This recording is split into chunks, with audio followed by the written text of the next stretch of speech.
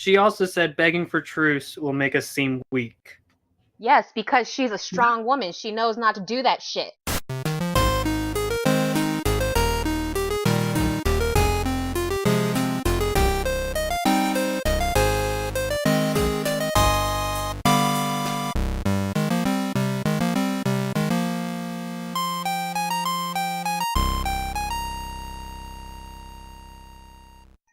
Hey everybody, welcome back to another episode of the Glass Candle Podcast, where we look at what is, what could be, and what will come to pass in A Song of Ice and Fire.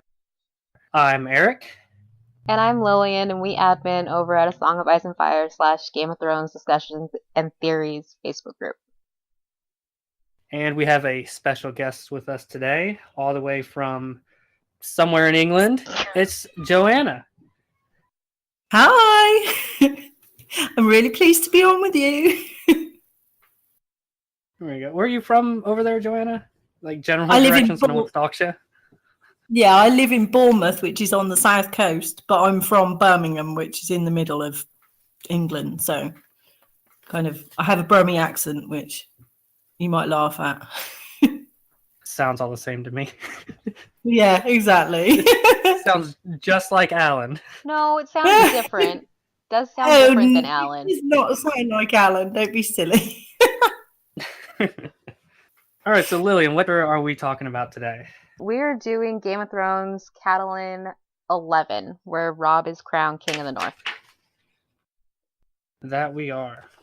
All right, so real quick before we dive on in, I'm going to give you guys a quick overview of how we run the shows here. So first, we're going to do a quick hashtag high-level summary of the chapter. We're going to discuss who the main character is. It's not always the POV narrator. We're going to jump into who held the biggest influence over the POV character and why. We look at knowing how the future plays out, what you have done differently to avoid that result. We try to figure out what the actions in this chapter, how they affect the future storylines and plots moving forward. We discuss your favorite alternative POV that you would have seen the events of this chapter from. And then we close out with quotes, standout appearances, and theories. All right, so I'm going to go ahead and open up with our high-level summary here.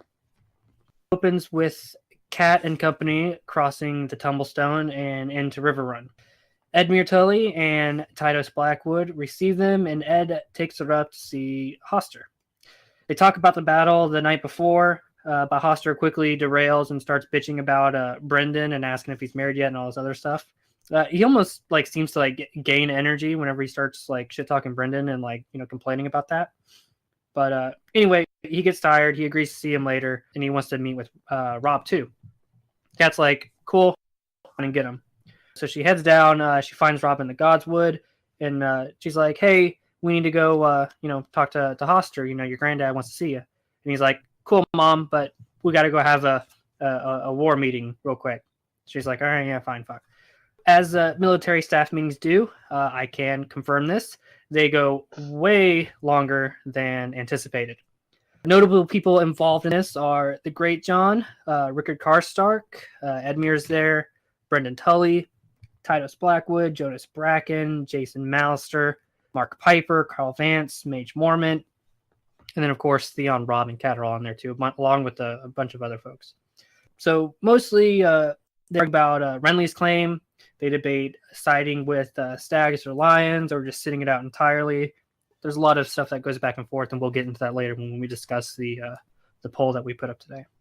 Cat tries to get them to commit to peace, but all the men pretty much say, LOL, shut up, woman. And Cat kind of goes, oh, shucks, you're right. So in the end, Greatjon kind of out of nowhere just decides to call Robb king, and everyone's like, that's a great idea. And then even the Riverlanders kind of agree and go with it. Robb doesn't really say anything, and I guess he's now the king of the North and Rivers, and that's where the chapter ends. Yeah, he wasn't really expecting it, was he? It was a bit of a shock. He didn't say shit. Yeah, he was surprised, and he didn't know really what to think about it at all. It's odd that he has no reaction, or he doesn't say anything. Greatjon just gives his big speech, and yeah. So, did I miss important details out there in the summary, guys? Did you say that Hoster was dying? Also, Hoster is dying. Yeah, that's quite important Yeah. because it means Ed Muir's going to be Lord of Riverrun. Is it like the first time we've seen Riverrun as well, isn't it, in the books? It's the first description we get of Riverrun. Yes, it is. Big triangle, redstone. In the sort of on the fork of a river. So that's quite cool. So see that in the flesh, as it were. You know, I'm reading another book series right now, the First Law trilogy, and there's actually a city that's kind of like the exact same like terrain description as Riverrun. It's like built on the edge of a peninsula, and then they're about to be sieged. So like they dig this big ass trench like across like the flat side, like the land side of it, and then they flood it. So like it's kind of isolated like an island, which is exactly like what they do with Riverrun. Yeah. It's a good setup. It's like I think isn't Starfall like that as well, and Old Town, like the original part of that. They're built on the fork in the middle of the river, so it's quite a popular situation. What about you, Lillian? Do you pick up anything that I dropped off? 2 things. 1, you named Blackwood in front of Bracken, so what the fuck is wrong with you? And 2, You're right. I always come last. you are saying like a whole fucking lot again. So just so you know. Noted. So let's move on to main character here. Okay, so for me, the main character, I had it as Rob. The entire chapter is situated around him. I think that's fairly obvious. You know, it's ending with him being declared king of the North, and that's all really Kat thinks about is her family and the importance of keeping Rob alive. Yeah, I'd go with that. I had down Catelyn to start off with. It's like a sort of 2 halves of a chapter. First half is on Catelyn and catching up with her dad and her family, and then the second half is squarely on to Rob, isn't it? So, yeah, the important bit of the chapter, as it were, is definitely on Rob. I had it mostly all on Rob.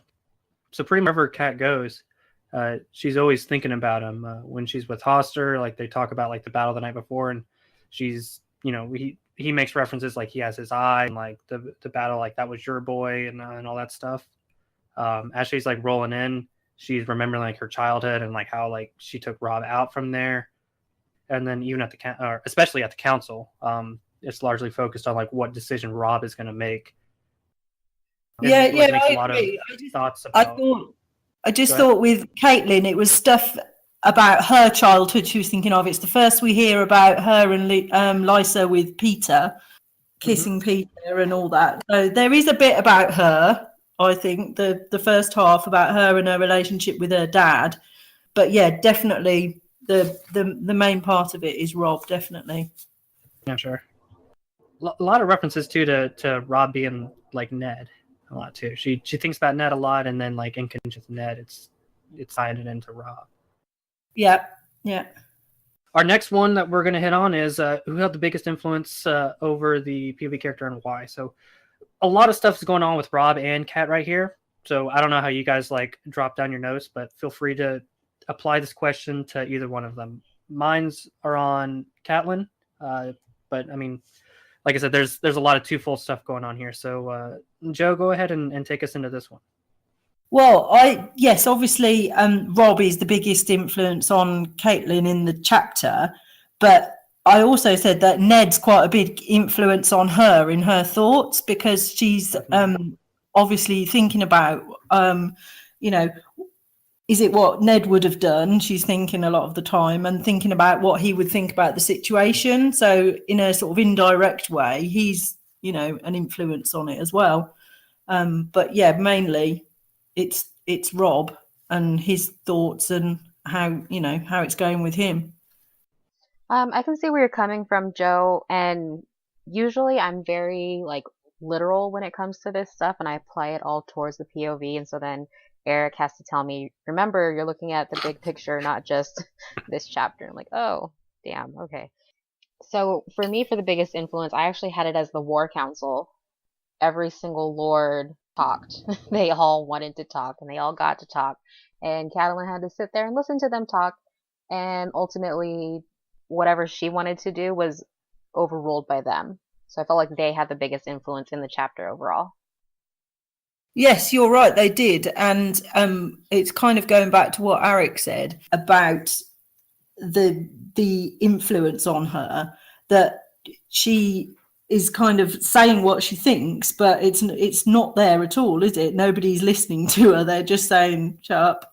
It's nothing to do with you. Well, they are, aren't they? Just you're a woman. You have a woman's outlook on it or whatever. I can't remember the exact words, but the softer sex or whatever it was. That's it. Yeah, The that's gentler it. thing. And to steal from my favorite other podcast, Unabashed Book Snobbery, Catelyn has like severe patriarchy brain where she's just like, yep, the men have a good point. I should be quiet. She always says what she thinks. She's not afraid to say what she thinks, but she never actually, will push her point. She'll always say, well, that's what I think. And then, well, you She decide. backs down. Yeah, exactly. Yeah. So for mine, I had Ned's death and like Ned himself as the biggest influence over Kat.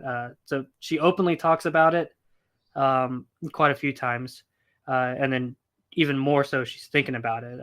She internalizes her need to be strong more so, or because Ned is gone, and she needs to be like this strong figure for Rob. And her big pitch in the War Council is to get Arya and Sansa and then go back home because of what happened to Ned. Ned's already dead, so her main focus is just gathering her family together up and fucking back off and like just doing their thing up in Winterfell. Yeah, she says it's like her biggest bargain or something, doesn't she? That, that'd be fine for me. 2 Lannisters for all my kids, fine, or whatever. You go for it.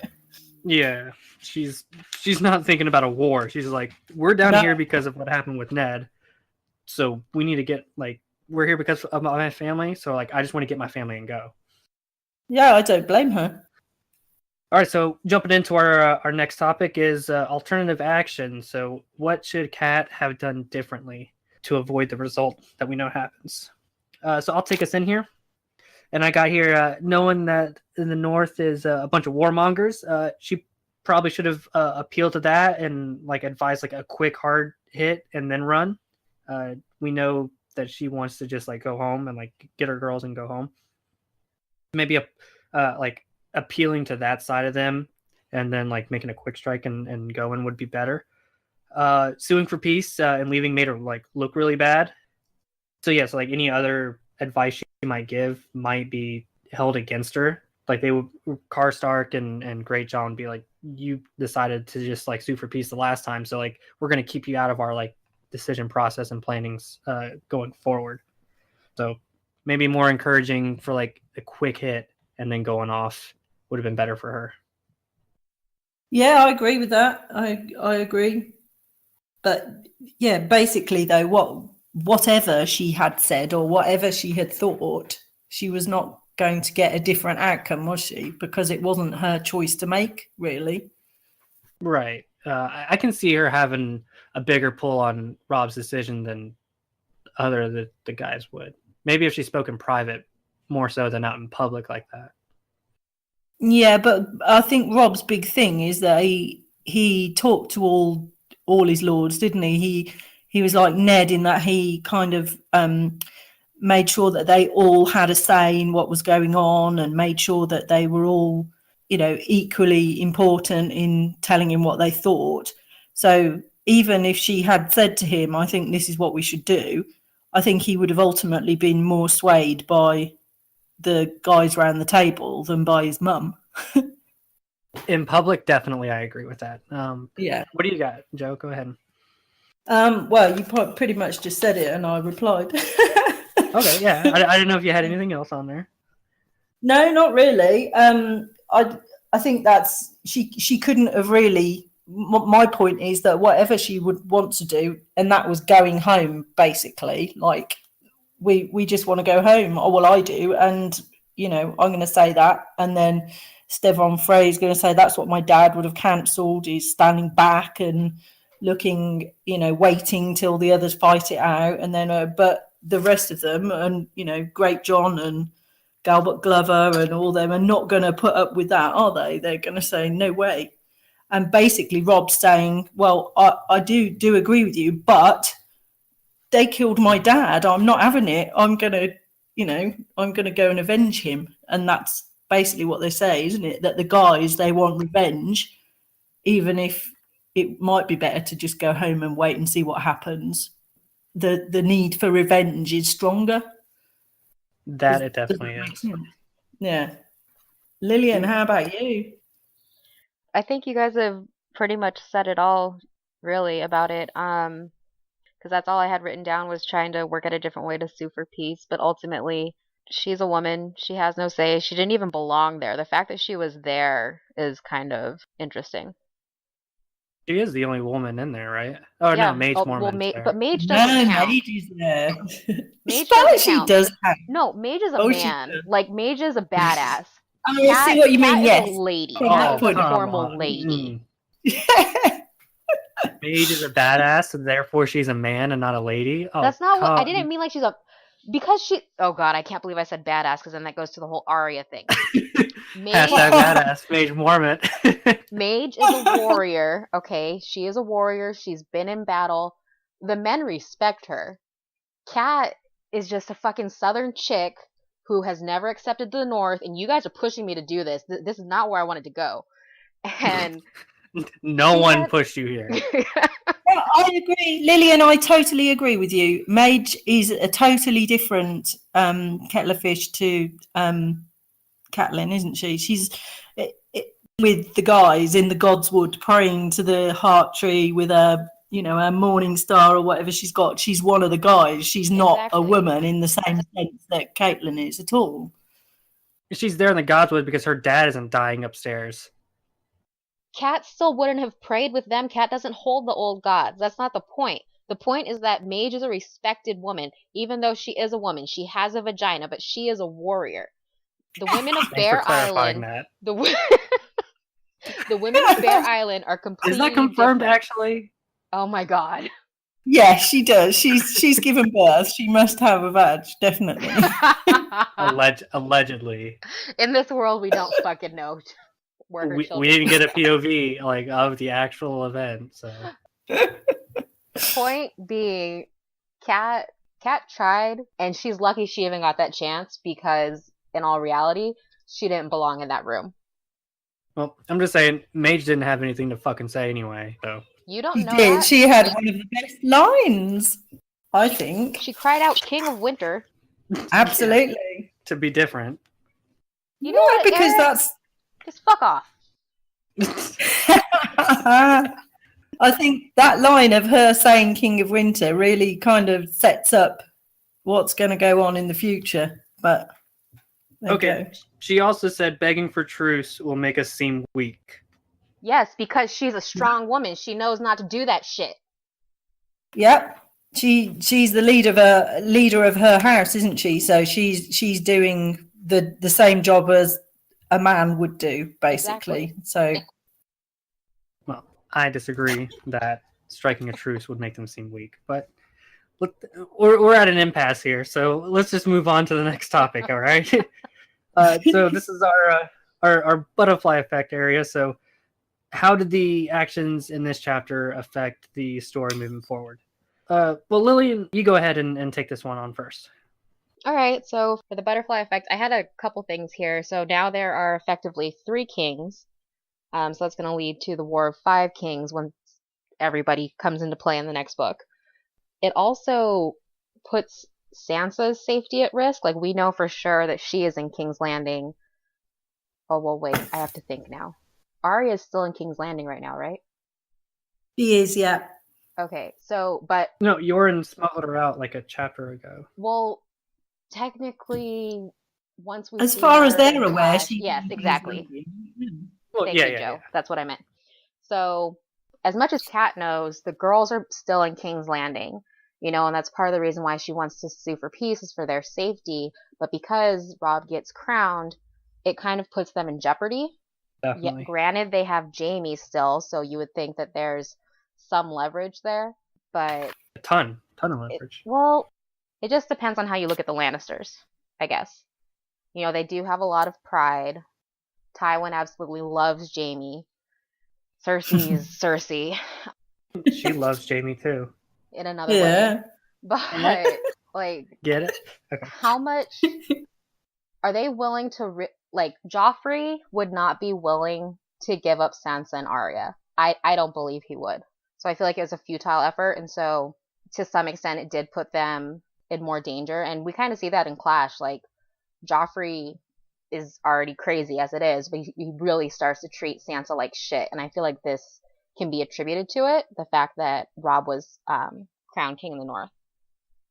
I also have that it kind of further separates Robb and Jon, not necessarily in their storylines, but just in their lives in general. You know, like, they were raised together, and Jon is the bastard and Robb is the legitimate child. What is the right word? Trueborn. Trueborn, thank you. Trueborn, son of Winterfell, yeah. They grew up together, they experienced the same things, but there was always that distinction between them, and it was well known. Well, now Robb is even a step higher above Jon than he already was, you know? And so yeah, I don't think that it leads to any ill will from Jon, but I think it might hurt a little more, you know, that he always knew that Robb was going to have Winterfell, and now beyond that, Robb has the possibility of having so much more. No, I don't really see Jon getting jealous of Robb because Greatjon decided to make him a king. But everything else I agree with you on. Okay, fine. Joe, I what do you cried got? twice reading this chapter earlier, so I'm out of energy to fight. Oh, God. Yeah. I'm not laughing at you. I looked at my phone. Sorry. Yeah. Well, I suppose my thoughts are on what came out of this chapter for the future weren't necessarily about Catelyn, but we find out that Darren Hornwood's dead, which leads on to all the to-do up at the Dreadfort, doesn't it? With Ramsay really? as his bride and all of the finger-eating stuff that goes on after that. And it kind of brings Manderley into the northern question, doesn't it? Because that's his cousin. So we find out that he died, which kicks all that off. And obviously we find out that Richard Karstark's two of his sons have died, and that obviously that's got massive implications going forward on what happened, you know, when Cat in the future lets Jaime Lannister go and his whole feelings about it.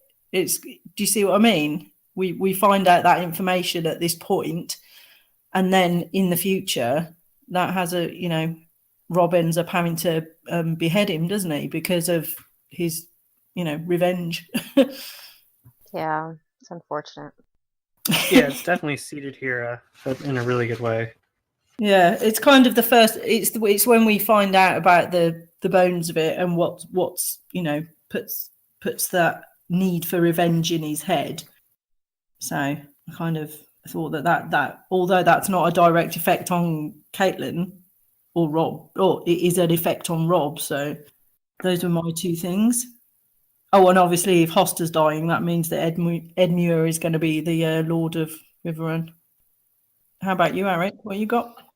Yeah, so I had that point first. We learned that Hoster's a dead man, and Ed is going to be the Lord of Riverrun soon. Well, that's just mean. Yeah, that's the truth. Robb becomes a king, and we already talked about that for a minute. But while I was looking for this, I was like, all right, so just like we did with the last episode, Lillian, with Tywin's meeting, and like a lot of stuff happened there.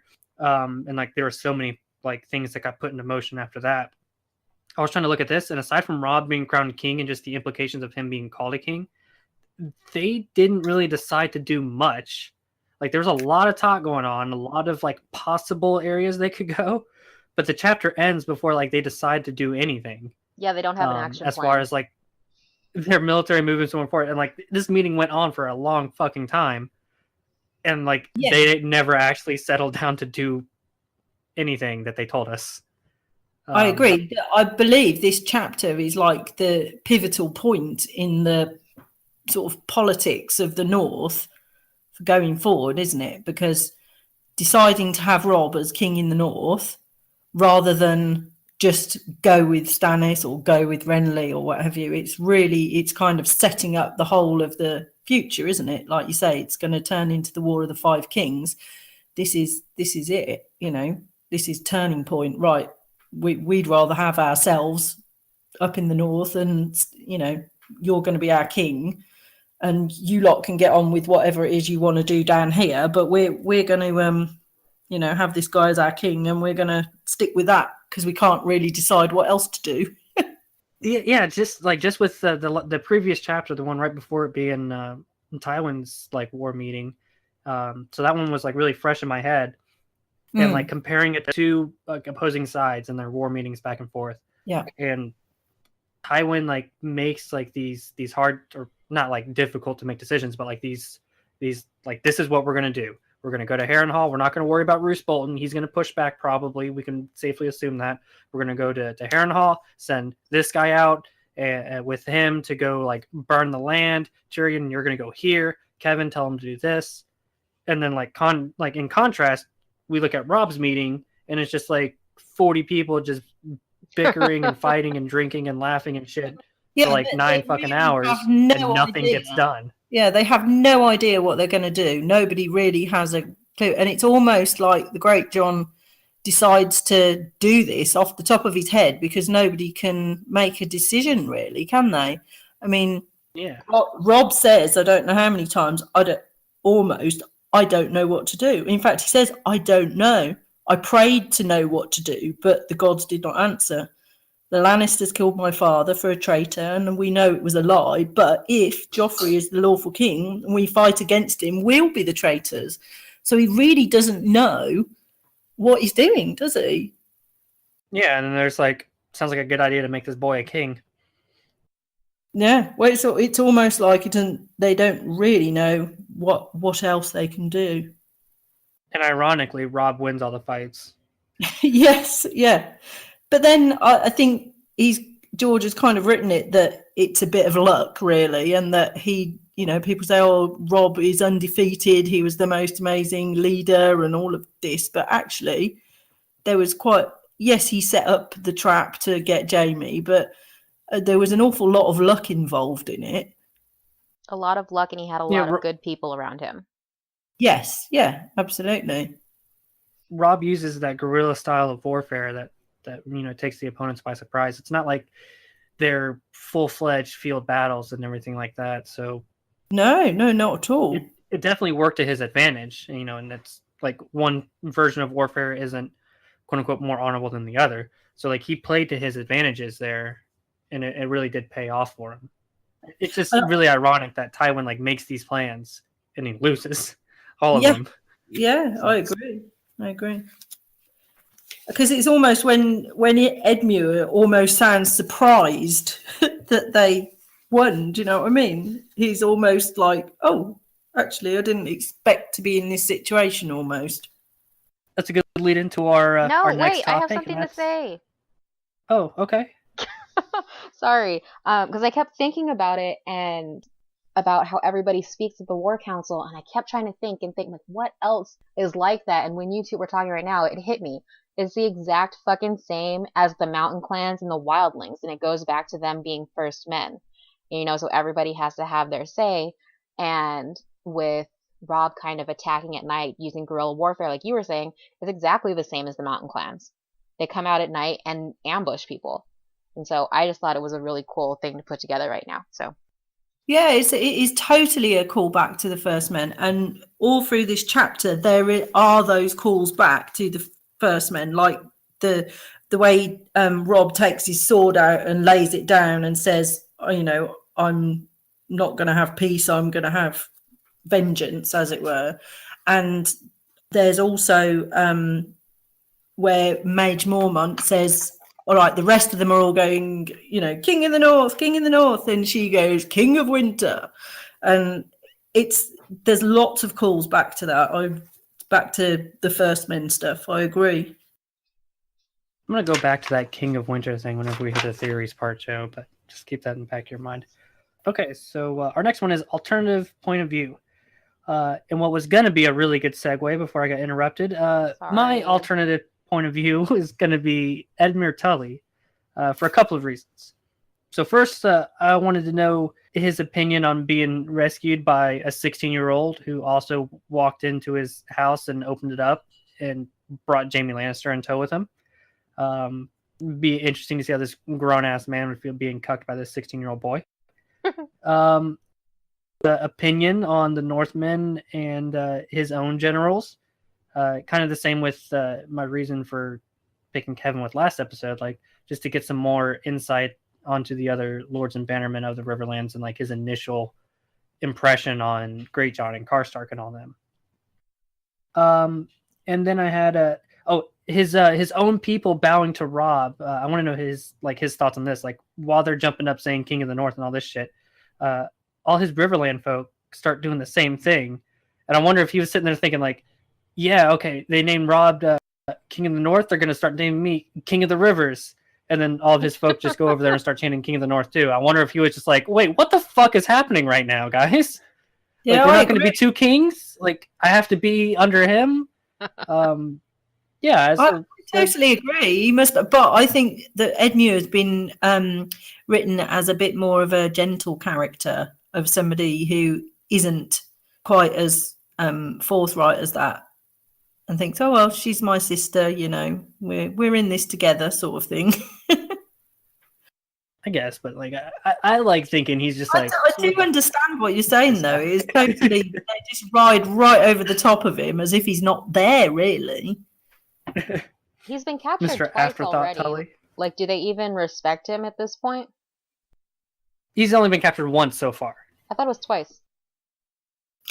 He gets captured It's not twice. for you to go. It's okay. Second one's at the Red Wedding. No, I swear he was fine. Whatever. No, Well, he was captured. he's so not- why would you listen to anybody that got captured? Yeah, he's like, not why a would very. anybody ever listen to Jaime again? If you were to compare the two of them, though, Edmure against Robb, kind of, I don't know. Edmure just comes off as being a bit of a, you know, floppy fish. He's probably not very Do you know what to think of it? inspirational. No, He he's doesn't not. say a whole lot in the meeting either, does he? I don't think he said anything. He says nothing. He says nothing. Because Well- maybe because he's still in the mindset that Hoster is the main man, you know? Maybe he's not really thinking in the headspace of, you know. Oh, I think he's definitely thinking as occupying that role already. Not thinking of it out of ambition, but like as his own duty. Like how he course. would do things as opposed to how Hoster does things. Right. Yeah. He's like, Dad is like, he's really fucked up, so like this falls to me to like do these things. Not like, Dad's about to die. Fuck yeah, I can make all these calls now. Not that. Yeah, that's what I mean. He's not that full on character, is he? He's definitely not a, you know, aggressive and forthright type guy. He's not written like that. What has he So been Joe, who doing do you all have of for his your- life? oh. What does Sorry, he Lily. I assume being, Why isn't he married? I don't know. I don't know. Sorry, Maybe it's I the curse of the Blackfish. Or the floppy fish. Thanks, Brendan. Where that name is just fucking cursed. Okay, sorry. I don't go know, ahead. maybe. I just said basically, yeah, I had Edmure, but I also had maybe one of the Northern Lords. We could see their point of view, or one of the Riverlands Lords to see what they thought was going on. Maybe I don't know, maybe Protoss Blackwood, but I know he's not your favourite, so. I knew you were gonna pick Blackwood. I know. I just think he's the most interesting because he's got the most of the North about him, even though he's a Riverlander. Obviously, he's got the ancient ties to the North. So, of all of them, he's got a bit, you know, a foot in both camps, hasn't he? Yeah, he's a Northman at heart. Yeah, and I think George kind of went to lengths to point that out in what, you know, the scene in the Godswood. He didn't really need to put that in there, but he put that in there with and saying, oh, and look, there's Titus Blackwood. She was surprised to see him there. With his fabulous raven kind cloak. of- Oh, yes, and his lovely armour. Illogical.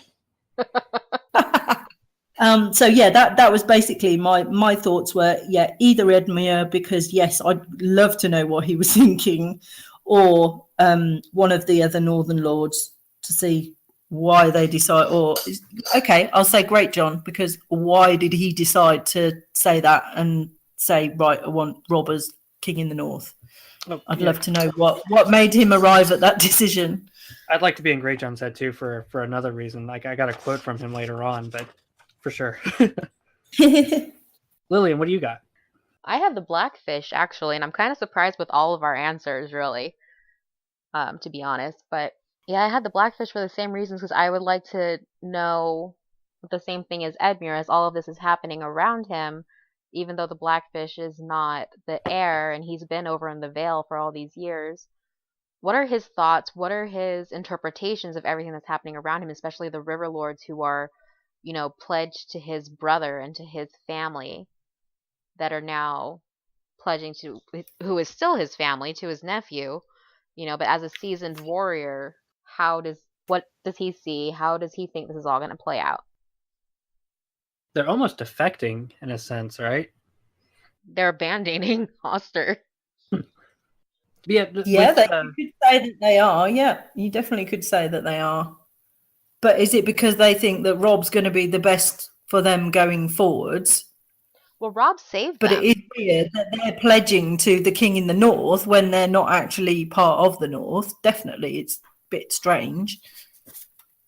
It almost seems like they're appealing for like his protection. Like, yeah, they got their ass stuffed by Tywin, and then Robb had to come and save them. So it almost is like they're doing it out of like necessity for protection, or for like fear of being overrun again, or out of like necessity. Like, you came and did this for us, so we'll go ahead and make you our king too. Because they're caught in the middle, regardless. Yeah. True. Like literally in the middle. The Riverlands always they are, because they know that if they don't side with Robb, then they're going to have to side with Renly, because at the end of the day, they're not, they can't go it alone, so they're going to have to make a decision. Do they go with the guy who's there under their roof, as had a couple of great runs at battles or whatever, or do they kind of say, oh no, we'll go, let's all team up with Renly? I think they're kind of just going in the moment, aren't they? So another interesting point about hearing it from Blackfish's POV. So we all know Blackfish served in Nine Penny Kings as a Tully and most likely leading Riverland people, right? Yeah. So with him being gone for so long as the Knight of the Gate and then coming back, it would be very interesting to hear his descriptions of how much the Riverland, military has changed since he was last in it. So he would have firsthand knowledge of like how well like some of these guys' dads did, or depending on how old they are. I don't know how old Jonas Bracken and Titus Blackwood are. I imagine they would be old enough to be around the same age as Brendan and possibly have served with him in Nine Penny Kings, but that's an assumption. There's like nothing really to go on. Well, if they hadn't, then their fathers would have. Right. So there would definitely be a link of, a familial link there. And maybe they came in and they served as like 18 or 20-year-olds. Yeah, I'm trying to some think, capacity of another. Yeah, because that's a good point, because I assumed that he wouldn't. I'm trying to think when the War of the Nine Penny Kings, whether he would have been serving as the Knight of the Gate before that and then gone away and then come back to it, or if I'm not quite sure on the timeline there. The Nine Penny Kings was before Catelyn's wedding, and he didn't go become the Knight of the Gate until after that. He went after that, yeah. True. But we have to assume that some of those relationships made during the War of the Nine Penny Kings are what brought up those, we talk the Southron ambitions plans, all those weddings that got set up and that sort of thing all came out as part of that, didn't it? All these guys meeting people and, deciding to... I think, isn't that how Hoster met Littlefinger's dad? Yep. and agreed to have him at River Run. Saved his life or something like that, right? I don't know. I'm not quite sure actually of the exact backstory, but yeah, there was definitely some reason there where Hoster agreed to have him, fostered at River Run. And there were others, didn't Jamie went to Craycall, didn't he? And Yep. there's other fostering things that went on, and obviously Ned and Robert went to the Vale, but yeah, those sorts of things all started off there. So yeah, good point. Yeah, so the evolution of the Riverlands army would be an interesting perspective coming from Blackfish. Mm-hmm. Yeah. Though I sometimes get the feeling, Arik, that he wanted to be as far away from the Riverlands as possible. Certainly some of the things that came up in this chapter, you know, and that we know about him is that he went as soon as he was able and disappeared off with Lysa because he didn't want to, hang around anymore. So, yeah. Well, we can talk about that in theories because I think he had a different reason for leaving. We'll circle back on that. I'll write that down. But Lillian, you want to go ahead and take us into quotes? Quotes. Sorry, Joe. I know our pages are different. That's okay. Oh, and it looks like I wrote down the wrong page anyway, so it doesn't really matter. So on 796, it's during the War Council, and Kat's observing everything that's going on. And she says about Robb, he had pledged himself to marry a daughter of Walder Frey, but she saw his true bride plain before her now, the sword he had laid on the table. And that quote for me really resonated as, how, not to get into theories, because I don't even think this is true, how there's theories that Robb is Brandon's son. Like, that is totally something that you could say the same thing about Brandon. Brandon loved his sword. Absolutely. So I thought it was a great parallel there. I think it's interesting. I mean, we all know what a sword is supposed to be symbolic of. It's interesting that this whole big, very impactful and future-defining meeting is going on, and Robb is just sitting there staring at his sword. So it's like, dude, where's your mind at right now? Is Theon sitting next to him? I can't remember how they were. Never mind. Next quote. Okay, it was to do with Robb and Renly and the Stannis thing. When Galbert says to Robb, well, you cannot mean to hold to Joffrey, my lord. He put your father to death. And Robb says, that makes him evil. I do not know that it makes Renly king. Joffrey is still Robert's eldest trueborn son, so the throne is rightfully his by all the laws of the realm. Were he to die, and I mean to see that he does, he has a younger brother, Tommen, next in line.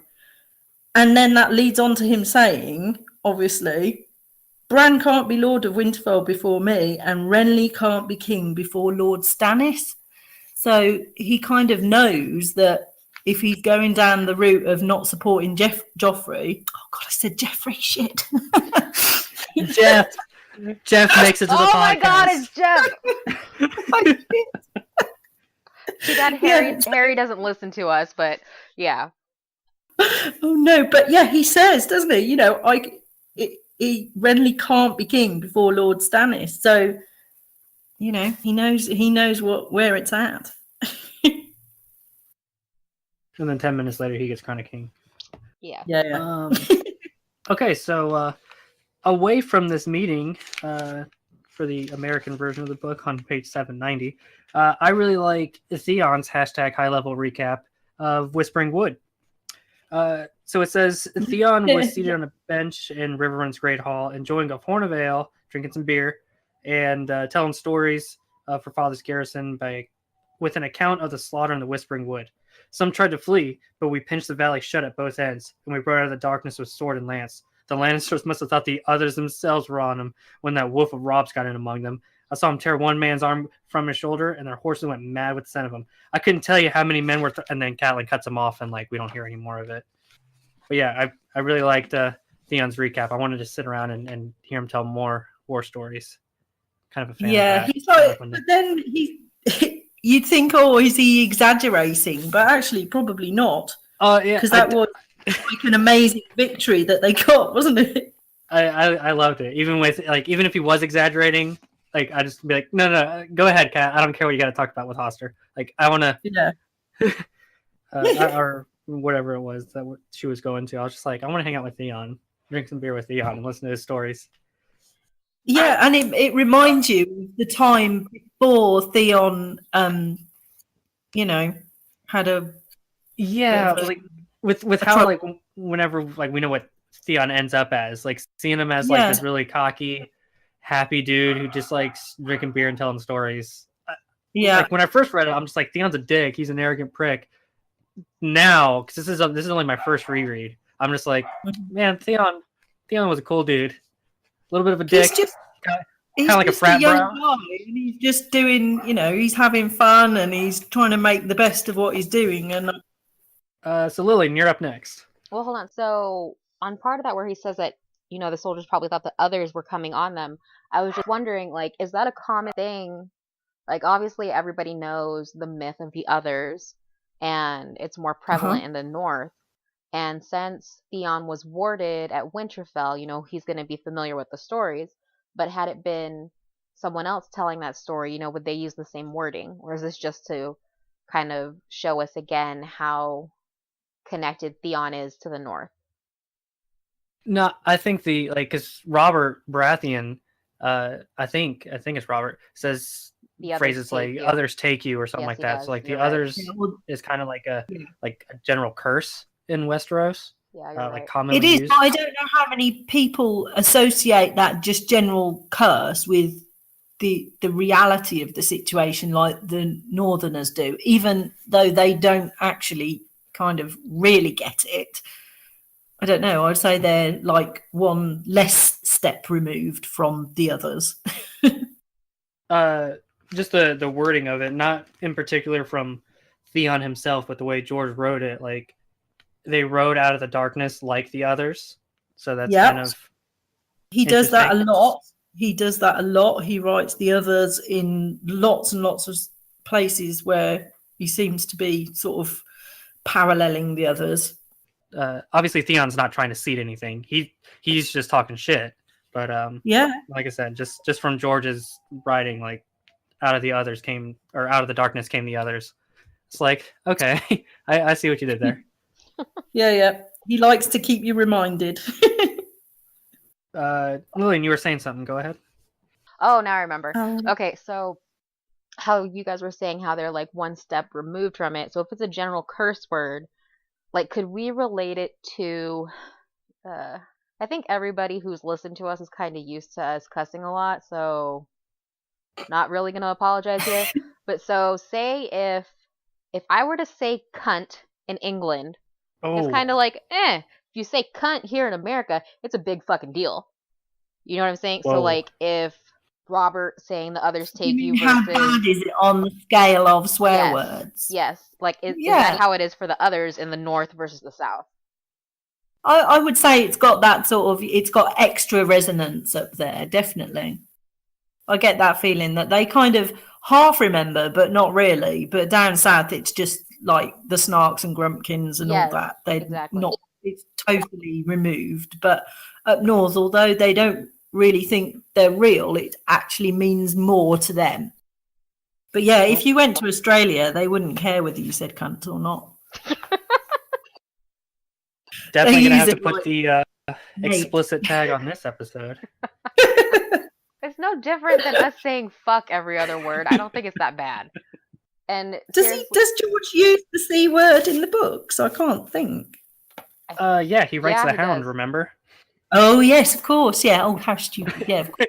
The Hound, and then there's someone, I can't remember which, if it's Tyrion or what, but it's like her cunt became his world or something. Yeah, absolutely. Jamie and Cersei's, or is it? I don't know. It's one of them. Who knows? Yeah, I remember the passage, but not enough to know who it was. All right, so one's used in an anatomically correct sort of way. Once, just the once. Yeah. And the other is an insult. Yeah. So for my other quotes on 787, And it's right when they arrive at River Run, and Edmure's talking to Cat, and he says, "Your grief is mine, Cat." He said when they broke apart. "When we heard about Lord Eddard, the Lannisters will pay. I swear it. You will have your vengeance." And she says, "Will that bring Ned back to me?" And I think it's really telling of how rational she is. You know, she is in so much grief right now over losing the love of her life. And fuck you, Eric, before you even say anything. Oh boy, if we were on video. Yeah, you can just shut the fuck up right now. She's in so much grief, and the fact that she's able to remain level-headed and know the difference between just clear vengeance and, you know, going on basically a murder spree versus, okay, we've kind of completed our objective at this point, just let it go, was a good quote. It is, but it's a bit of a standout considering what happens to her in the future, isn't it? When she is turned into Lady Stoneheart, and her only thing is vengeance. And I've used this same quote against her for posts like that. Like, that's my biggest issue with her is Stoneheart, and I think Stoneheart is overrated because Cat, you know, being, I can't believe I'm saying this shit, Cat being like a gentle woman, you know, she knew better. She knew there were more important things in life than getting vengeance. And then all of a sudden she's fucking Stoneheart and she's just going to kill everybody. And the fact that she was willing to kill Pod is what pisses me off the most because he was an innocent child. I'm very proud of you, Lillian. Yeah, fuck you. That was a really good quote there, Lillian. There's a couple of passages through here from Catelyn about how much Ned meant to her, but that was a really good one to single out. Proud of you. Yeah, she actually did love Ned. Yeah, and she's totally grieving. You can really feel it, and she's almost numb, I think. Yeah. And I don't know whether that's why she's just trying to find the easy way or whatever, the path of least resistance, or whatever, because she's just numb and she wants it to be over and done with, doesn't she? She's like, ooh, you know, let me go home and grieve. Was it here or in the meeting when she talked about it where her voice broke? It was either in this one when she first speaks about it, or in the meeting when she's like speaking out against everybody. Oh yeah, it's in the meeting. It is, yeah. So that's not one of my quotes, but it's just another example of like how tough this whole situation, Ned dying, and like how much this has gutted her, how much of an effect it has on her. Yeah, absolutely. Well, it's killing her, isn't it? Okay, I got it. Move on. Joe, you got another quote? But I don't want to steal your thunder because I just love the bit about they're setting up the Blackwood and Brackens sort of.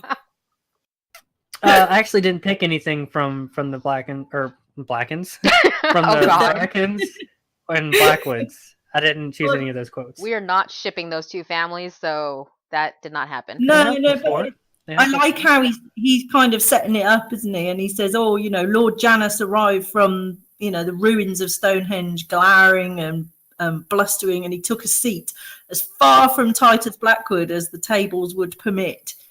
And that's kind of our first bit of, you know, finding out what was going on there. He's setting it up. And I like Stonehenge. I wonder whether it's based on Stonehenge at all, but that was funny too. Like in the same chapter that we're introduced to Blackwood and Bracken, like in the same room at the end of the chapter, they both agree with each other. Yeah, and Cat was surprised by it. I was just like, oh, boo. Yeah. Oh no, but here it's full on. I mean, and then in another bit he says, "What Blackwood urged, Bracken opposed, as ever." He's really gone for it in this chapter on showing that, you know. For the future. I really don't think the concept of the Bittersteel and Bloodraven rivalry was in George's mind at this point, because he's only writing a trilogy here. Yep. So it's tough to believe that this was like in his head already. So this is like the genesis of that Bittersteel Bloodraven rivalry. I was he's thought back about how it could have occurred, and obviously it goes back even further than that, doesn't it? You know, it's generations and generations of it. So Yep, the Blackwoods came down from the north, stole their lands. So my next quote is on page 793.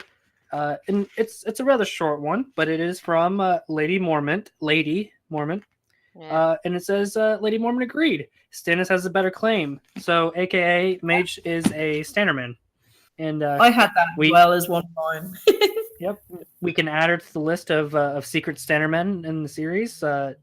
We didn't say it last episode, but we did note Tywin's I wouldn't call it his fear of Stannis, but his respect of Stannis. Yeah, like fear as in like a sense of foreboding and respect and wariness. So Tywin is a secret Standerman. He's never going to admit it, but he is. Mage is a public Standerman. And it's it's knowledge that actually he is the next guy in line. If Joffrey is really, an abomination, Stannis is the king. There's no two ways about that. Anybody who believes that Joffrey shouldn't be on the throne must understand that Stannis is the next one in, by the laws of succession. That's just the way it is. And I think that's what Mage is getting at, isn't it? That's you can't get away from it. She might not want it, but that's just the reality of the situation. Oh, she definitely wants it. Come on. But yeah, so that was just a really short quote there. Mage is a Standerman. So Joe, you got another one?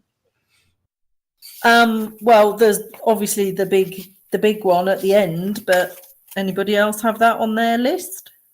Not the big one at the end, no, but I have a couple of smaller ones through there. It doesn't take a whole lot of analysis to it. So, okay, so on 795 over here, we find out a little bit of insight into Catelyn, and she says, "Give me Cersei Lannister, Lord Stark, and you'll see how gentle a woman can be." So, yep, Catelyn wants to be a little rough with Cersei, and watch that.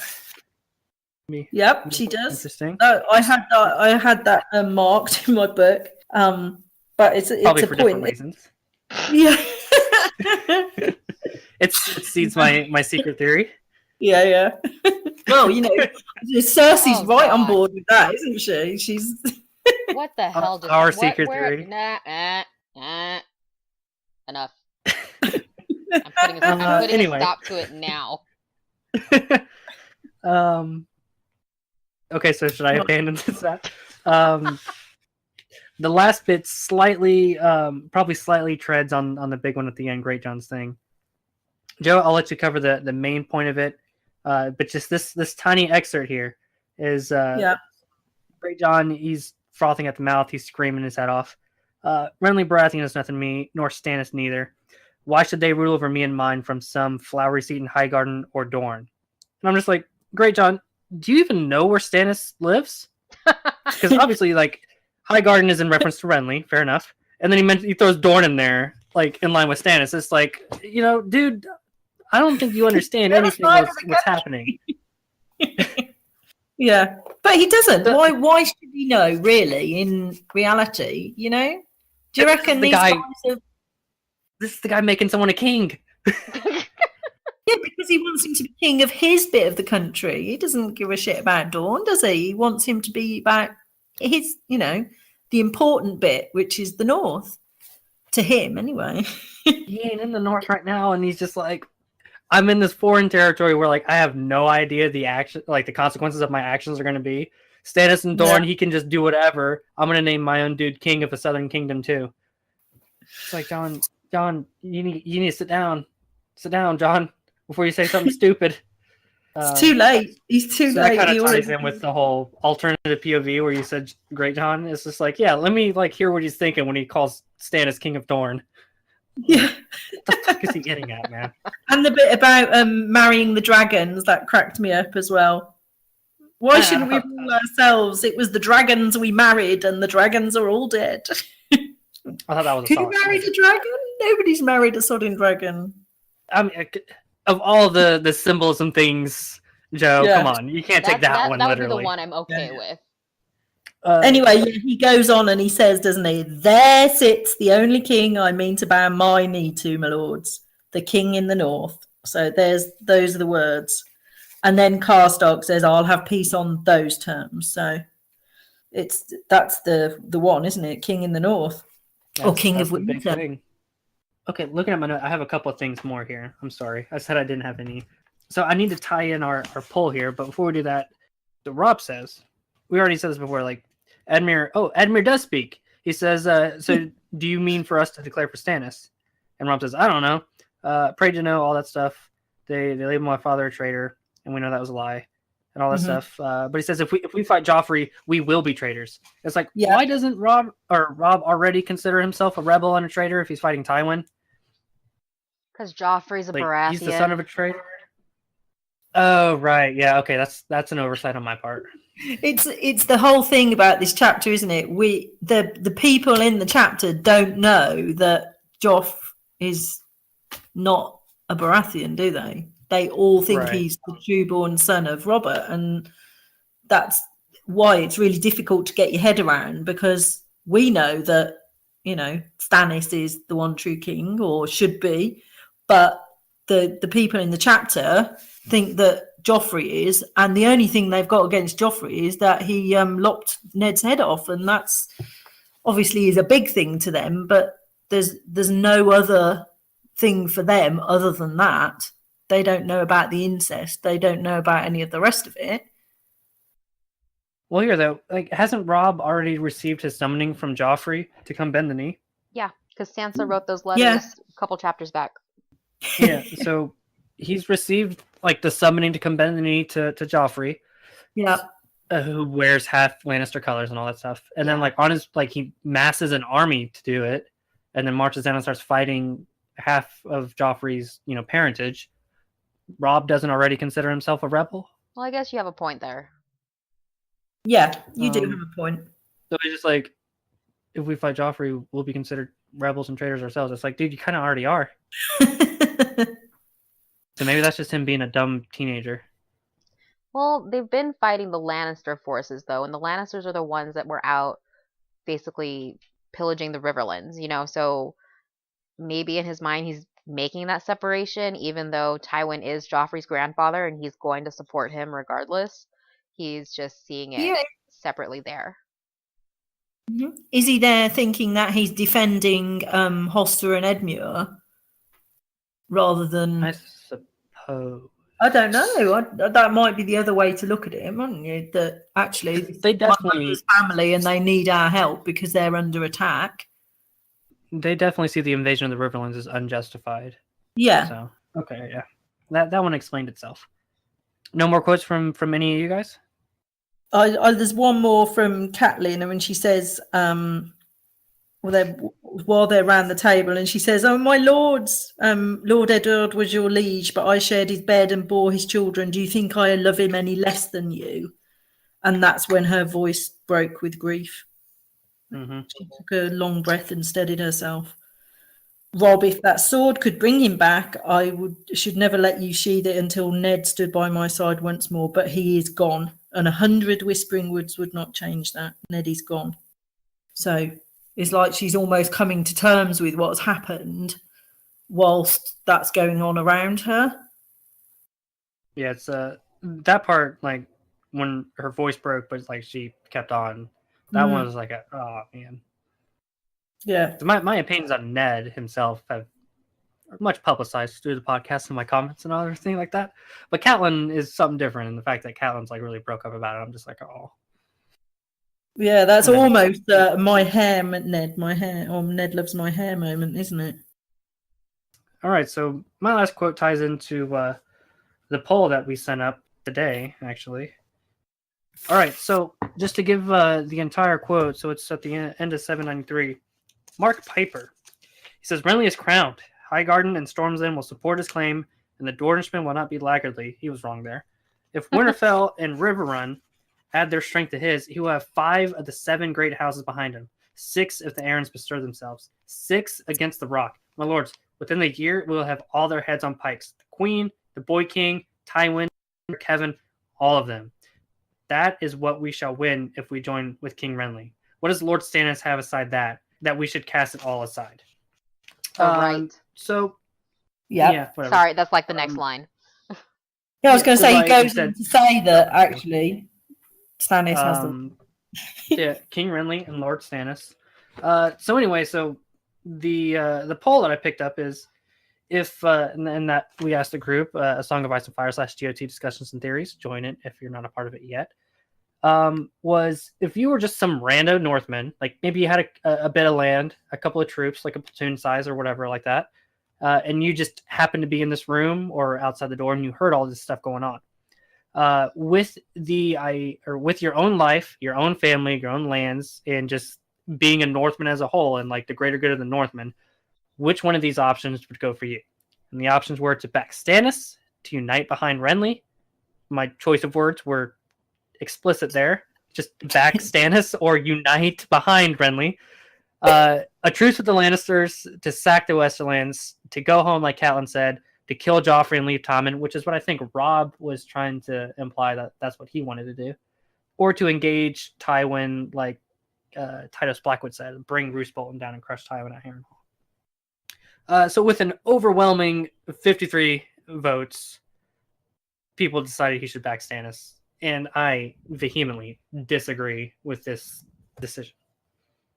What say you guys? Well, I disagreed as well, and I put go home, but that's a bit of a. I think you probably call me a craven because that's what Stevron Frade says, isn't it? To just sit back and watch what happens. That's what Catelyn says. It's just like, yeah. Let's just fuck off. Like, yeah, we don't need to be here. He can be king in the north up there, you know. She doesn't say that, but he could be. Lillian, what do you say? I'm torn between making a truce with Renly and going home. Because the fact of the matter is the north is the north. You know, the Andals never conquered it. You got to get through Moat Cailin. And they would have been fine just going home. They would have been fine and safe. But then the Northern honor. They have to do something for Ned's honor. So in the best interest and of also, the people, it would be, you know, work with Renly.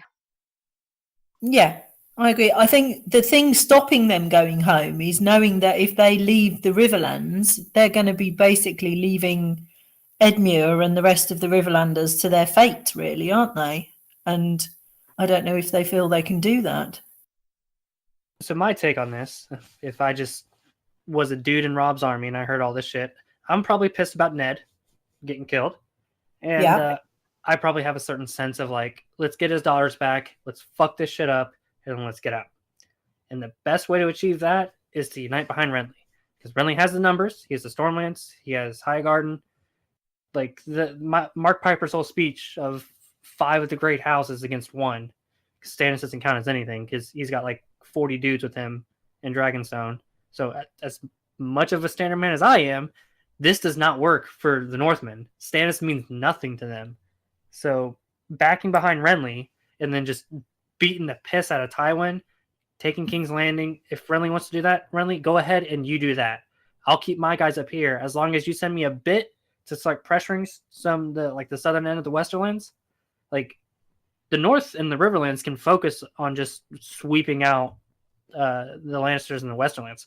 They don't need to go down and help them take Dragonstone and King's Landing and stuff like that. Like Rob might want to be there himself so he can kill Joffrey, but getting the support behind Renly, he can be like, yeah, sure, you'll be king over. I don't give a fuck. Like that was my obviously that was Rob's plan like the whole time. Like he didn't want to be a king at all.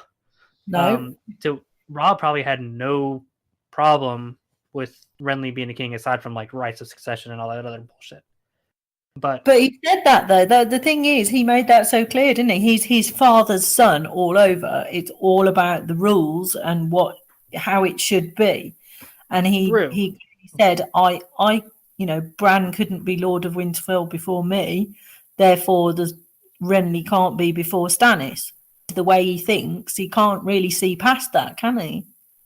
So it's like almost, well, I can't deal with that, so we'll do something else. Brew, Rob is at fault there for being so. Yeah, no, I don't disagree. Your way you said it is probably the best way it could have been, but we know why he didn't, because it's that, he's his father's son. He totally believes that I can't, side with Stannis, or I can't side with Renly, sorry, because, if we're going down that road, then Stannis is in front of Renly. But as a Northman, I don't give a piss who sits the Iron Throne, do I? So I'm just like, Renly has the more dudes to help us do what we want to do. Yeah, so to get revenge. Let's get the more dudes. Yeah. Which was kind of like my whole point behind that. I was trying to set this poll up to how do I want to say this? Distance ourselves from the right of secession, and see what would be the most pragmatic approach to war itself, and like this end game, this goal of revenging Ned by killing Joffrey and rescuing the Stark girls. And the best way to achieve that, I think, is by backing Renly. But Rob, with him being Ned's son and his sense of honor and his strangely unique concept of understanding the line of succession, doesn't let that happen. Yeah, you're right. Unite Behind Renly was in second place with 8 votes. A Truce with the Lannisters was 5 votes. Sacking the Westerlands was 3. Going Home with 2. Killing Joffrey and leaving Tommen was 2. And no one decided to engage Tywin. Apparently everybody was just like, no, fuck that. The best option. Yeah, not to engage Tywin. Joe, who suggested that they just come down and engage Tywin directly? No, nobody did, I don't think. That's what I said. I think it was nobody. Or did they? I haven't looked. Oh, I believe they did. Bracken. It's a certain guy who has a cloak was it made Blackwood? of like bird feathers. Oh, I see. I mean, the story. I was looking at the poll. Sorry. Oh, no, yeah. And the polls, no one did. But the reason it made the polls was because somebody... Yes, that's why you put the option in there, is because Titos said, right, let's go and have the guy who always just sits back and like doesn't do anything until the very end. He's like, I guess I'll just occupy Riverrun now. Yeah, that guy with his infinite military wisdom. Yeah, Lord Blackwood would have none of it. They should finish the work they began in Whispering Wood. They, like those other people that he was not a part of, march to Harrenhal, bring Roose Bolton's army down as well, yeah. Didn't he get his raven cloak or raven feather cloak dirty? Yeah, he rode out afterwards, like at the very end of the battle. Yeah, he did. Yep, to save Edmure and be like, see, Edmure, I'm really good at this. Bracken's not here, is he? Guarantee he said something about the Brackens. They're probably back off at Stonehenge, fucking off, I actually stayed here and took hold of your home. Had a nice bathroom. They don't have bathrooms. It's medieval times. Privy. Yeah. I'm sorry. You got a nice privy. Let's go ahead and move on. Go ahead with your standout appearance. Greatjon, I suppose, is the guy with all the ideas, isn't he? All the ideas. Stannis, King of Dorne. He is. He's the guy that came up with the idea. So to me, he's the standout appearance in the main thrust of this chapter. He was the biggest influence in that room. Yeah, I agree. Anybody? I was going to say any other different ones. I do, and I don't want to say it. Say it. In a Catelyn POV, a chapter about Robb. My standout appearance is Catelyn. Nice. Yeah. With how much she loves Ned? How much she loves Ned and how much she loves her son, and the fact that she really shows how strong of a woman she is in this chapter. And she's sticking to her convictions of she doesn't want vengeance. She wants peace. She wants her family together. Why am I getting emotional? What the fuck is wrong with me? I don't like this chapter. She's also feeling guilty because she says at some point, doesn't she, that that it's her if fault. only I hadn't taken the imp, it's my fault. So she's even, she's going through all of the emotions, grief, guilt. It's she is. I mean, and she really comes into her own sort of in expressing how she feels in this chapter, even though it doesn't make any difference in the end. Yeah, what she says makes no difference, but ultimately it's a really good chapter for her character. And unfortunately, there are things in it that I think people use against her, like the fact that she says it's her own fault that she took the imp, and so then people use that as part of the whole, well, this is what started the war and blah blah blah. No, that's not what started the war.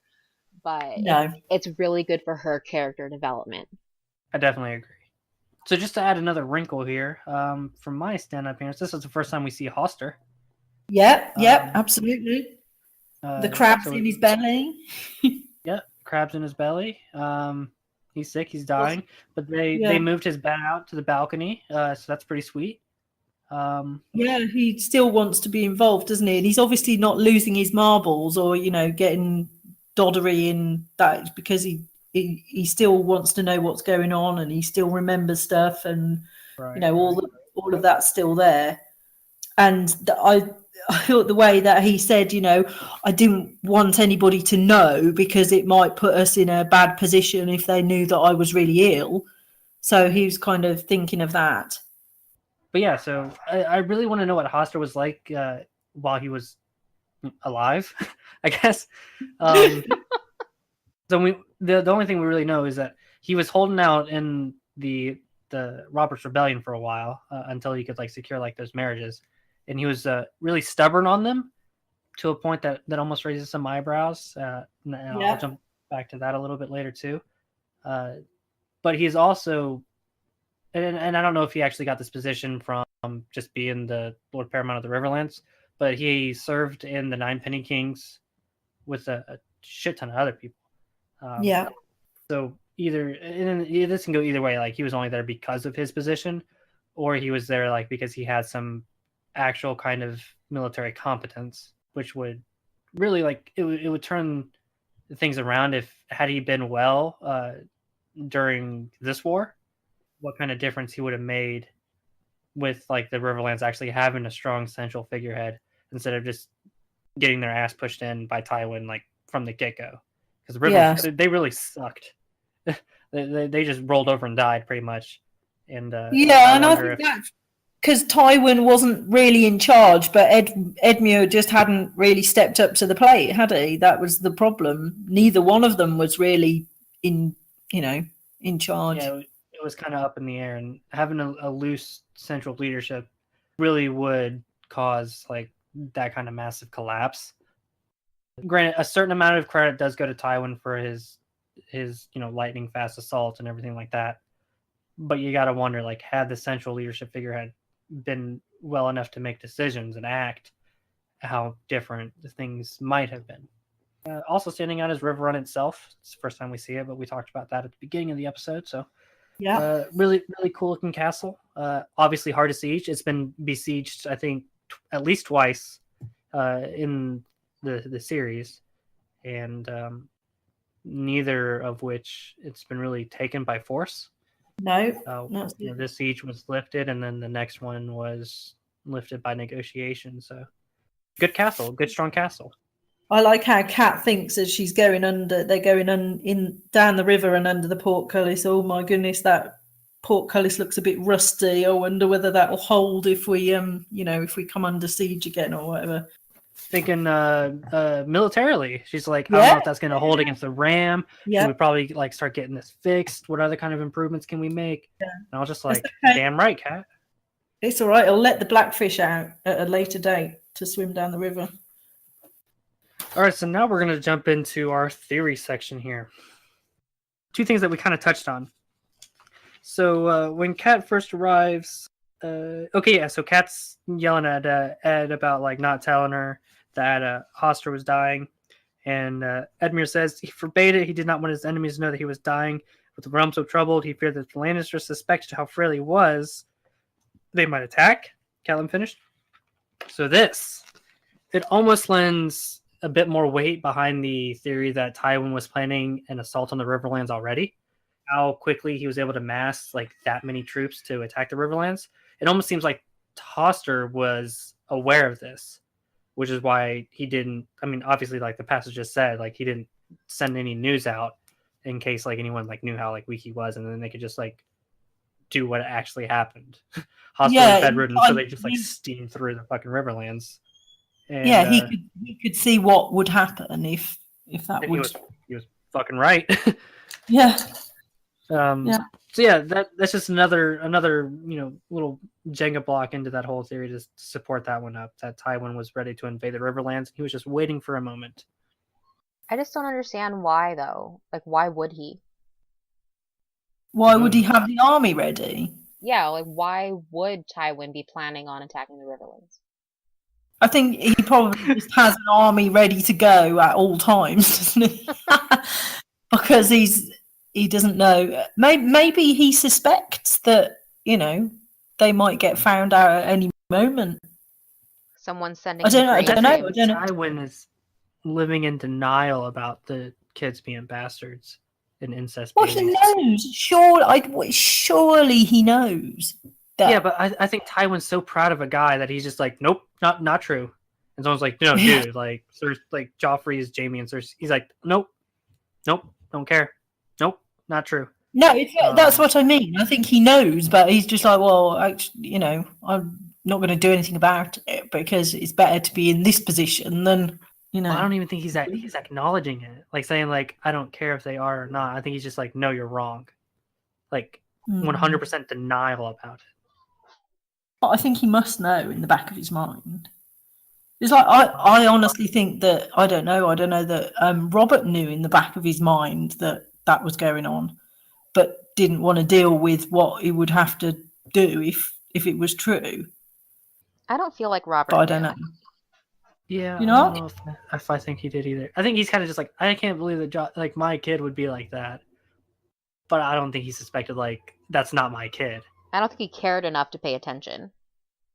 No, actually, yeah, you're probably right there, Lillian. Actually, does he ever mention or talk about Marcella or Tom Tom? No. No. Yeah, those words never come out of his mouth, right? Not that I can remember. He was not a great father figure. But anyway, that's kind of off topic. Yeah. Yeah. We don't do that at all here. So yeah, I don't have a good reason why Tywin would want to invade the Riverlands. I think he was just he was on a war footing, wasn't he? I don't know that he necessarily needed to invade the Riverlands, but he needed to be ready to go whatever happened, sort of thing. Possibly. I had another one I want to talk about, but Joe, if you have another one, we can trade back and forth. Well, my only theory, like full on theory, rather than just like points to talk about, was the big theory of whether is the Blackfish gay or not. Because we get the big talk up about Bethany Redwine, don't we? Is that her name? Yes. The Redwine girl. Yeah. And there's a couple others too that were like suggested, right? A Bracken girl and a Frey girl. Yeah, that's it. But Hoster is particularly pissed off about the Redwine girl because he says spit on that girl and the Redwines, which to me doesn't sound like that was, Blackfish's fault. That sounds like he's blaming them, but who knows? Oh, I think he was saying Blackfish spit on the girl and Blackfish spit on the red ones. Yeah, I feel like Hoster must have had some type of like really good deal set up with them to be so pissed off about Blackfish not following Southern through. Ambitions. Yep, I the think it was Redwines Southern aren't Ambitions. They aren't a huge house though. No, but they they've have got the big fleet. Oh, true. Big, they do have the fleet. Okay, didn't think about that. And that was going to be a big feather in their cap. And think of how much that would have propped up Hoster in the Riverlands. Like, wedded to the north, wedded to the Vale, or wedded to the north, wedded to the Vale, wedded to the giant ass fucking fleet. Well, and that's what he's so pissed off about, isn't it? And like you say, that was almost part of Hoster's plan, along with Brandon and Kat, to get Blackfish married to the Redwines, was part of the South Ron ambitions thing, isn't it? But what we want to find out is why Blackfish wouldn't do that. So interesting enough, this is what my other theory was why he refused Hoster's marriage. So I don't think Blackfish was gay at all. There's nothing to hint at it. I'm sorry, go ahead. No, I said no, not at all. I don't believe he was, and there's nothing in the text to suggest he was, other than the fact he didn't marry, and that doesn't mean shit. Yeah, there's gay characters where it's kind of hinted and seeded out with the language and everything like that. And there's nothing of that to suggest on Blackfish. So there is a theory that Blackfish was kind of upset and like disgusted with Hoster's political game that he had going on with like forging these marriages like against their kids' will. Yep. Because Catelyn wasn't like jumping at the bit to marry Brandon until like eventually she met him. She hung out with him a lot, and she was just like, he's nice, I guess. And Lysa definitely did not want to fuck with Aaron. John was like really fucking old, and she was just like, ew, gross. And I think that kind of has a thing because they were Kat and Lysa. They would go to Brendan whenever like bad things happened to them, like as kids. Like they would always go running to Uncle Brendan with their problems. So it's almost like he was more of like that emotional father figure to them whenever Hoster couldn't be. So with Hoster working like trading and selling their marriages like that, I can imagine that Brendan was really pissed off about that and then just didn't want to do it based on that. But at the same time, that's how that world works. And Brendan should know that. Brendan's a progressive. Okay. Possibly, or maybe he has a really good reason why he didn't want to get married to somebody else, but we don't know what that reason is, do we? Lots of people kind of speculate that maybe he was in love with Hoster's wife. Yeah, with is it Manissa? Yeah, whether there was some sort of triangle going on there because George likes to write about the unrequited love. Yeah, that would fit. Yeah.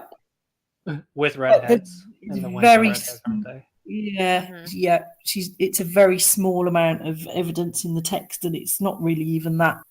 That was going to be my next bit. Was like, how much is that actually backed up? I think this might be Order of the Green Hand theory. I was really hoping you weren't going to go there. God damn it! And it was so Ned and Ashara had a secret wedding. Yeah. Well, that's the other theory is that he was so annoyed or pissed off with Hoster about forcing Ned to set aside Ashara to marry Catelyn that he just couldn't even deal with being told to go marry somebody else, isn't it? And that kind of paints Brendan in more of a bleeding heart character. Like that doesn't seem in line with like what we know of him. Like, oh, I'm so offended that you broke Ned Stark's marriage. Yeah, why would he care about some Northman's honor? When we see him, and one of my favorite lines, what do you know of honor? Honor is a horse. Brendan, that's just not who he is. No, I agree. And I think that's bullshit. But I just think he's a guy. He didn't want to get married for whatever reason. He didn't want to marry Bethany Redwine or whoever Bracken it was, and he didn't want to be tied down or whatever. And it was more about his relationship with Hoster, being told what to do and what have you, than anything else. Really, I think he's a stubborn old bastard. I think it was a combination of like Hoster dogging him about it, and also Hoster forcing his daughters to marry people they didn't want to marry. Yeah, and I imagine Brendan like kind of talked to him about it, probably more than once, a few times actually. Yeah, and Hoster probably told him to fuck off and mind his own business. They're his daughters, not they're Hoster's daughters, not Brendan's. And that probably hurt him. I can imagine, Brendan getting really mad about it and throwing it into his face like, well, when you were off making alliances and shit, I was the one they ran to when they did all this. And I can see him being really upset about that and just saying like, fuck you, I'm going to do my own thing, man. That makes sense to me. Or some people even theorized that he fancied Lysa and that's why he went off to the Vale. What? Whoa. Never heard that. Yeah, I read that one today, but I don't believe it. Oh, but that's a new one. Holy shit. Brendan's like, I hear she likes old men. Hey, girl. Oh my god. Well, we've got to think about why did he make the decision to go with Lysa and John? And I think that's what that theory is playing into, isn't it? Well, hang on a minute. Why did he decide to go off to? He liked John Aaron. Oh, nope. Yeah, nope. Then he's gay.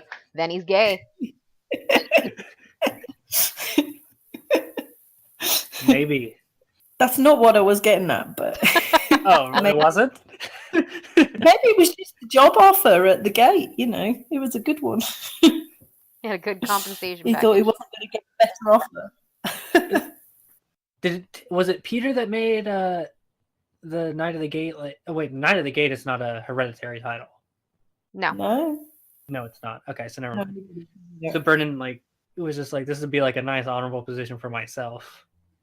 I can't see the position being alluring to him. I think it was more just He just wanted to get the fuck away from Hoster. And Yeah. else, I suppose. Yeah, why? I guess he picked Lysa because she was younger. Well, Maybe. Cat was there's a stuck at reason River why Run. he She picked- wasn't leaving anytime soon. That's right, true. She was still pregnant. That's okay, true. yeah, so I guess that explains it. Which kind of that whole Cat being pregnant at River Run runs on to one of my next points or talking points is that did Maester Lewin come from River Run? Was he originally the Maester at River Run? Yeah, because she I thought says he he's was. I delivered. thought that was canon. All my children, yeah. Yeah. That kind of, I suppose, points to that fact because Maester Wallace disappeared around the same time as Lyanna. But Maester Wallace would be Winterfell's Maester during the yes, rebellion? Yes. Yeah, Wally he Flowers was the one. not during the rebellion. He disappeared around the same time as Lyanna got kidnapped. Yeah, and he's the one that Barbara Dustin references to making the whole marriage pact with Grey Rats. Brandon and Kat. Yeah, that's it. Okay. So it's just weird with Lewin that if he did come from River Run, and we assume he must have been there if Kat's telling the truth when she says he delivered all my children, that when he eventually dies up in Winterfell, what's he doing giving himself to the heart tree? That's a bit strange for a Riverlander. Never thought of that. Yeah, that's a bit weird. Unless he's a Blackwood, you never know. I thought he just went there for peace, but it's entirely possible he went there to die because he knows what happens. The blood and the memories go to the tree, but But I never he's thought about it that much. He's anti-Northern mythology when he talks to Bran about it. Yes, He is. I agree, but he made a heck of an effort to get out there. That's fucking weird.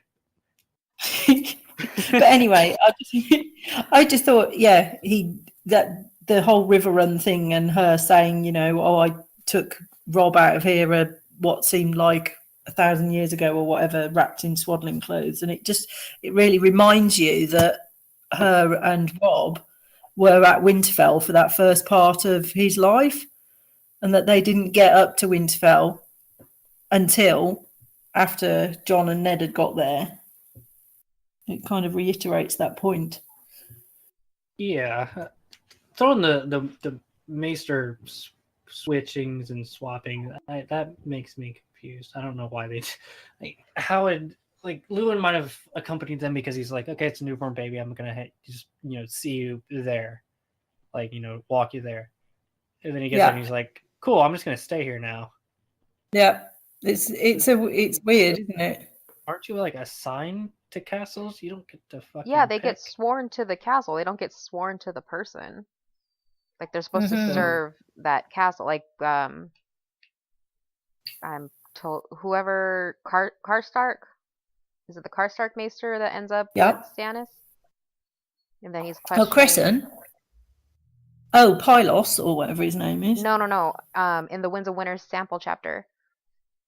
I think. Oh yes, yeah. Yeah, and he's saying you're sworn to the Dread for or whatever. Why are you here with these people? And they're sworn to that particular location. You're supposed to be to that location, but it always confused me slightly how she said that. Maybe that's a thing George came up with later. Yeah, absolutely. Possible. Probably it could very well be that he hadn't nailed that. Because this just doesn't make no sense. No, it doesn't. But she, in that earlier chapter, she clearly says Maester Lewin delivered all of my children. Yeah, definitely. Maybe he was an assistant maester. I don't know. Maybe, but for whatever reason, he went Well, up no, to. he's old as fuck already, so he'd only be 20 years younger. Like at that age, he wouldn't be an assistant. Yeah, he'd be a full-fledged maester. It's just one of those mysteries. I'm gonna chalk that one up to being book one of a trilogy. Yeah, something that just happened. Yeah, I just wonder why he kind of had him. Like you say, he kind of denies all the old god stuff, and then he really, really makes a big thing of him. But yeah, that part, I got nothing. Nor do I really.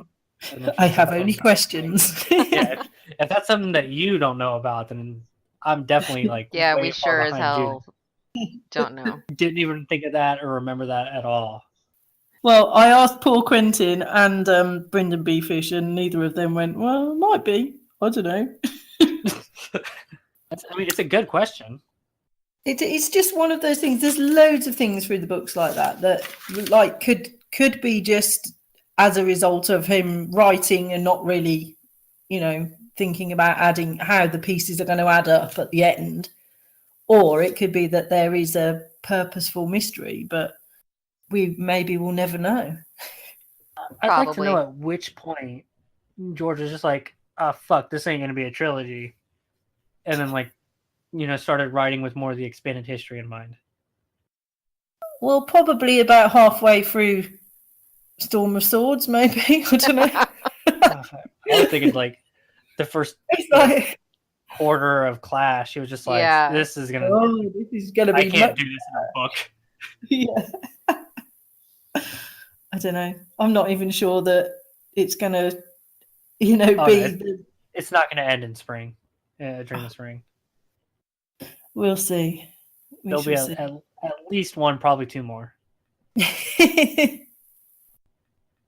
I know you're not necessarily the biggest fans on the whole symbolism side of things, but sure, I love them.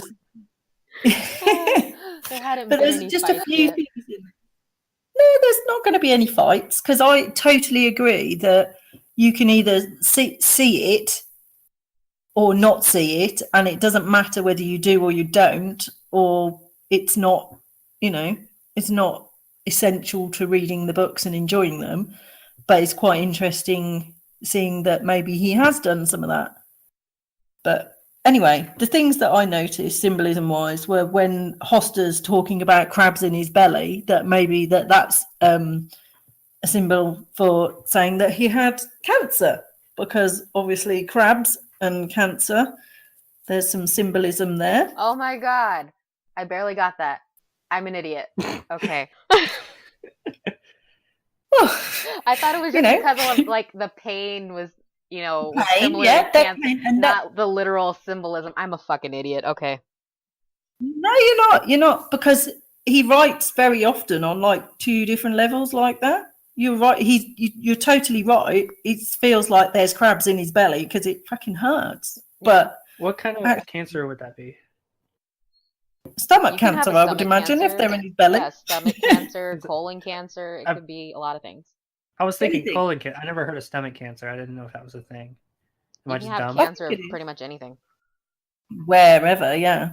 But in the signs of the zodiac, obviously, cancer. Oh, yeah. The sign for cancer is a crab. Anyway, there you go. There's one of them. There's the lovely Titos Blackwood when he shows up, and he's got his lovely yellow armor on with vines and leaves on it. And if you look into Celtic and Greek mythology, vines and leaves symbolize life and opportunities, and kind of taking the opportunities that are given. Like being the last one left alive, so then you get to hold River Run. Yeah. Maybe. Or we could think about the Blackwoods' backstory of coming down from the north and having to gain a foothold in the Riverlands and make what they will of that. And maybe the land from the Brackens. Yeah, but it could be that that's one of the things maybe he's trying to show by putting that symbolism there on his armor. You never know. Okay. Does the yellow have any significance? Well, yellow can mean a number of things, can't it? It can mean like happiness and sunshine. It can also mean like cowardice. I'm sorry, I can't. So you can go with that either way. But the thing that Sorry, I find I'm trolling you, Joe. interesting is that the Celts used a grapevine symbol was a spiral shape, and in the show they've used spiral shapes a lot to show. Well, I don't know quite what they're trying to show, but in the They don't know what Children they're of the trying to Forest, show. they're They know it's basically important. yeah, but it's like a sign of life and renewal, and they're trying to show that, and they show it with the fire scenes they've set, and It's in I think they show the it. cave chicken scratch stick figure drawings. Are you Oh talking yeah, about it's the on there Sega? as well. Yeah, I forgot about that. But the Children of the Forest, you know, where they've got all the black stones set out, where they changed yeah. the first guy. Yeah, that's all in a spiral shape. When you see the others, they set up the dead bodies of the horses in particular shapes, and I don't know whether George had something to do with those symbols. Maybe. I imagine he did. That was episode 1, right? Yeah. Yeah. Obviously it was. So you know, he might be have put some stuff in there. You don't know, but Season a 7 lot was just a of the giant time when he season puts 1 that in filler. there, it's kind of hidden meanings. You know. Well, see, that type of stuff I enjoy and I can appreciate that. And like you said, how you framed it, you can take it for what it is reading the books and it's just a description, or you can look at the deeper meaning. And it's interesting stuff, but it doesn't necessarily change the story. So I really like that stuff. No, it doesn't. And as opposed to when people tell you you're not reading the same story as them, you aren't almost to the point where you're not intelligent enough to see the symbols and themes of the author, and we're missing complete like obvious signs. Things mean things, whatever the fuck, I don't know. Like I get completely lost. No, I agree with you. I think the book can be read on whatever level you want it to be read on, and if that side of things doesn't mean shit to you, then it doesn't matter. You know, it's not integral to enjoying the story, or to understanding the story, or what have you. I think he's put a lot of it in there as just a little an added extra for people who want to spot it. And yeah, it's like I an don't inspiration think for that, certain things that he does, but I don't think it yeah, necessarily means that certain things are going to happen because oh he used this, which means this. It may end up having a big effect on the story, but the way that I think it's currently set up is just that he is very into like history in general and cultures, yeah. and so he's using those things for inspiration Mythology, more than anything. definitely. There's definitely symbolism and mythology in there that he's riffing off a lot, but it may have an effect on the story, and the only way that we'll find out is if people who see the symbolism can make some predictions for the story based on the symbolism, and then they come true. There's no other way of proving that, is there? There's no, you can't at this point say, well, yes, that's definite, that's happening, because, it might, I don't think it can be a coincidence. Yeah. I really don't.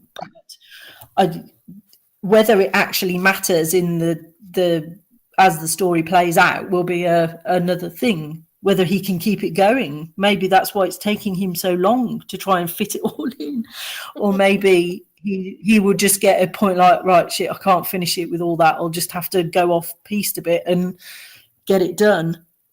But we'll see, and none of that will be obvious until the books are finished. Until we get everything, yes. But it's if you enjoy that side of things and you're interested in mythology and you're interested in symbolism and that thing, it's a really nice way of looking at the story and seeing it. But it doesn't mean that other people are missing out bits or that they're not understanding the story, because it's not. He totally writes on like 2 or 3 levels sometimes, it seems. And it's not important whether you get however many levels, because most people don't the first few times they read it. And even if you never get it, it doesn't matter. It's not important. Yeah, however you pull your entertainment or Absolutely, whatever absolutely. you get from the story, like it's all an individual experience. Whatever floats your boat, because I don't read it and enjoy all the kind of the political machinations and the battles and all of that. That's not really my cup of tea. I don't enjoy that bit of the story quite so much, but I know a lot of other people do, and that's, you know, in a way it's the same sort of thing, isn't it? There's bits of the story that you really enjoy and bits that you don't. I really like the magic stuff and that, but I know that that's not the favorite of lots of other people, so it's just like another aspect to the story. That's a good way to put it. And I like that. For as many people that are involved in the fandom online, like there's probably a lot more folk that enjoy the series that aren't engaged in any kind of online like fandom or activity at all. So absolutely, whatever the majority of the internet fandom like leans to, whether it's the mythology side or the symbolism side or the theory side or the battle side, chances are like that's not even the majority of the series like fandom anyway. No, just because on the internet talks about it. So however you enjoy the series is that's great for you. Yeah, I totally agree. I mean, my mum read the books, but they're not into the fandom at all, and they have totally different ideas about what's going on in the books to what I do. You know, and it just makes you think he's written the books for people to enjoy how they want to enjoy them, you know. And I think a lot of the time he's happy for people to enjoy them as they want, rather than saying, oh no, that's not what I meant, or that's not what I was getting at. Is, you know, he likes to just let people, you know, get out of it what they want. Yeah, if you dig it for the battles and to find out who Sansa's going to marry, then good for you, man. It's just, you know, there's other things too, and that's all absolutely good. Absolutely. You got anything else for us, Joe? I think that's it. There was one little bit we met. You texted me about this, about the naming of River Run coming from. Oh yeah, actually, yes, yeah, I did have that, and we were going to say about that, weren't we? Yeah. So River Run's name, like the actual name River Run, is oddly similar to like one of the main like rivers in the book The Hobbit from Tolkien, and obviously, yeah, Martin and Tolkien get compared to a lot, and Martin says Tolkien was the greatest, and like he's a big fan of Tolkien and is largely inspired by him. So it seems very interesting that the River Running is the name of the river, shares an oddly similar name with River Run, and it does. even Yeah. more intriguing in the extended, like after, because The Hobbit is very much a contained story, and then whenever you jump to Lord of the Rings and then the Silmarillion and all the extended history to it, one of the tributaries that leads into the River Running is called the Carnan, which is like the Red River. So it's very interesting that the River Running runs into the Red River, and River Run, the castle itself, is a red sandstone kind of castle. So yeah, it's you can almost like draw like, okay, so Tolkien, or not Tolkien, George R. Martin like included that little bit of Tolkien into this one piece here. But Joe, you have another one that could have been flipped. Yeah. Well, River Run is the very first word of the book Finnegan's Wake by James Joyce, who's an Irish author who I'm sure that George would have read. He also wrote Ulysses. He's based a lot of his works on mythology previously. And Finnegan's Wake is based on Irish mythology about Finnegan the Giant. But the very first, the very first and last sentence of the book, because the book starts in the middle of a sentence and finishes in the middle of the sentence, which joins up. So the whole story is cyclical, which a lot of the fans believe that A Song of Ice and Fire has a cyclical nature to it. But yeah, Finnegan's Wake begins with the word River Run. So it says, River Run past Even Adams from a swerve of shore to a bend of bay. And it goes on, and then it comes back, and basically the first and last word is River Run, which is quite strange to think about, because there's lots of other Irish and Celtic mythology that he seems to have incorporated into the whole series. So stuff like the stories about the Dagda is very, very similar to Garth Greenhands, and the Sith, which you might associate more with Star Wars, but are Irish, the supernatural race of the Irish Celtic mythology, very similar to the Children of the Forest. And there's Fomorians, which have been compared to the others, perhaps.